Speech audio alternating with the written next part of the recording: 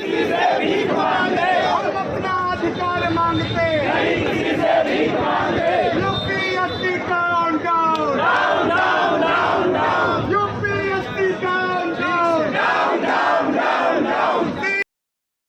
आप सभी को पता होगा कि सी सेट पर बहुत ही बवाल हो रहा है। तो सी सेट पर ये बवाल क्यों हो रहा है, इस सब के बारे में हम देखेंगे। सबसे पहले आप सभी को पता है कि सी सेट जो है यूपीएससी का प्री में दो पेपर होते हैं। पेपर नंबर 2 जो है वो सी सेट कहलाता है और इसे 2014 के बाद से जोड़ा गया है। तो सी सेट जो है इसमें कॉम्प्रिहेंशन, इस टाइप से कॉम्प्रिहेंशन आते हैं और साथ में इसके अलावा ये मैथ्स और रीजनिंग के क्वेश्चन आते हैं। तो इस बार इतना बवाल क्यों हो रहा है, क्यों यूपीएससी एस्पिरेंट्स ने केस किया है, इस सब को हम देखेंगे। इसके लिए सबसे पहले हम यूपीएससी का जो क्वेश्चन पेपर है उसको एनालाइज करेंगे। तो आप देखिए, इसमें जो यूपीएससी 2023 में क्वेश्चन आए थे सी सेट के, उसमें इतने बड़े बड़े ये कुछ कॉम्प्रिहेंशन आए थे। उनमें से आप देख सकते हैं इस टाइप से क्वेश्चन आते हैं और इनकी जो संख्या थी लगभग 29 से 30 के आसपास इससे संबंधित क्वेश्चन आए थे। दूसरा जो इसमें मैथ्स और रीजनिंग आई थी वो मैं आपको दिखाता हूँ। ये देखिए, रीजनिंग कुछ क्वेश्चन एकदम इजी थे, ये सारे क्वेश्चन किसी से भी बन सकते थे। अब ये क्वेश्चन देखिए आप, इसमें आयु वाला क्वेश्चन है। इसमें क्वेश्चन पूछा है कि अलग अलग 5 स्टेटमेंट दिए हैं, अब आपको बताना है कि कितने स्टेटमेंट सही हैं। फिर आप ये क्वेश्चन देखिए, ये परम्यूटेशन और कॉम्बिनेशन से क्वेश्चन आया है जो 11th-12th लेवल का है, जबकि जो यूपीएससी का सिलेबस है, ऑफिशियल सिलेबस है, उसमें 10th तक की मैथ्स और रीजनिंग पूछने का यूपीएससी ने जो है नोटिफाइड किया है कि सिर्फ 10th तक लेवल तक की मैथ्स पूछी जाएगी। अब ये क्वेश्चन आप यूपीएससी एस्पिरेंट से, जो कि एक आर्ट बैकग्राउंड का हो सकता है, एक कॉमर्स बैकग्राउंड का हो सकता है, एक साइंस बैकग्राउंड का कोई स्टूडेंट हो सकता है, उससे आप ये उम्मीद करते हैं कि वो 12th लेवल का मैथ्स का क्वेश्चन कर पाए। फिर आप ये देखिए, एक और इतना लेंदी पेपर। अब पेपर की लेंदीनेस देखिए, यहाँ पे 4 कथन दिए हैं। अब इन कथन में आपको बताना है इन कथन से ये क्वेश्चन ई का बी से क्या संबंध है। ये पहले क्वेश्चन है, फिर 4 कथन दिए हुए हैं। अब आपको ये बताना है कि इस क्वेश्चन का आंसर इन 4 कथनों में से कौन कौन हो सकता है। तो आप इसकी लेंदी देखिए कि कितना क्वेश्चन ही लेंदी हो जाएगा। जब आप एग्जाम हॉल में 2 घंटे में आपको 80 क्वेश्चन कंप्लीट करने हैं, तो आपको इतना बड़ा क्वेश्चन पढ़ना, फिर उसको एनालाइज करना कितना लेंदी हो जाएगा। इसके बाद देखिए, इस पेपर की कुछ और क्वेश्चन हम देखेंगे।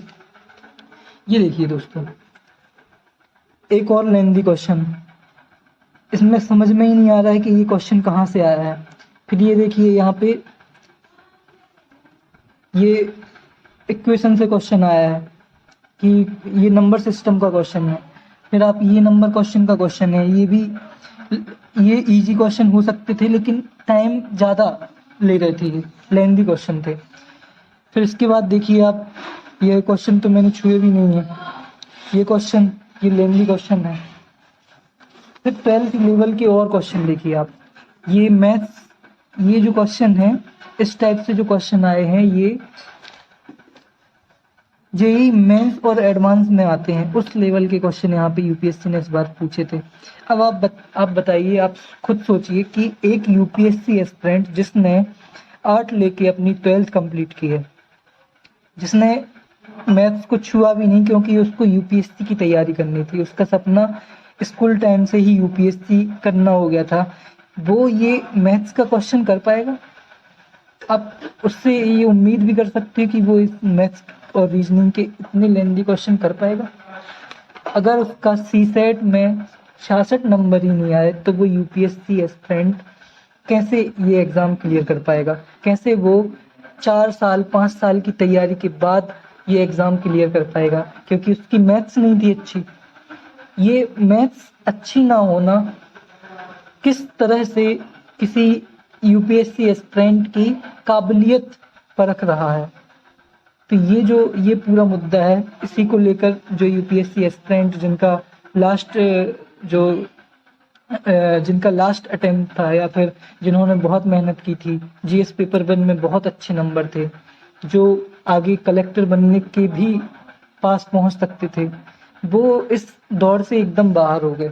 इसीलिए ये जो है ये सब मामला आप देख रहे हैं, और बहुत ही जल्द इसमें सुप्रीम कोर्ट कुछ ना कुछ इसमें अपनी जो भी है, सरकार को सुनना ही पड़ेगा यूपीएससी एस्पिरेंट के बारे में, उनको कुछ देखना। एक और क्वेश्चन देखिए, ये नंबर सिस्टम का क्वेश्चन है। क्वेश्चन है 57242, इसकी होल पावर 97531 के प्रसार में इकाई का अंक क्या है। ये कितना लेंथी क्वेश्चन है। हो सकता है कि जिसमें मैथ्स और रीजनिंग बैकग्राउंड से है वो इसको 1 मिनट में कर दे, लेकिन अदर स्टूडेंट जो हैं उनके लिए क्वेश्चन काफ़ी लेंथी हो जाता है, अदर सब्जेक्ट वाले। फिर ये देखिए, ये भी जो ये अनुक्रम से क्वेश्चन है, सीरीज से क्वेश्चन है। फिर ये फिर से कॉम्बिनेशन परम्यूटेशन से क्वेश्चन है, ये भी 12th लेवल का पेपर है, क्वेश्चन है। इस प्रकार से यूपीएससी बच्चों के फ्यूचर के साथ खेल रहा है, और उस पर कोई भी कुछ नहीं कर पा रहा है, क्योंकि ये यूपीएससी है।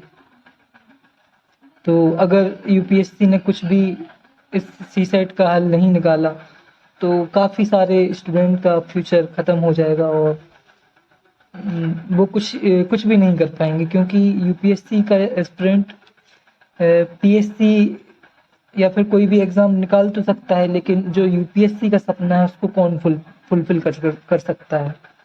तो यूपीएससी को इसके बारे में देखना चाहिए, और आशा है कि सरकार भी स्टूडेंट्स के सामने झुकेगी और कुछ ना कुछ इसका हल निकालेगी। देखते हैं, जुड़े रहिए मेरे साथ, और ऐसे ही अपडेट्स के लिए देखते रहिए मेरे videos. Thank you so much.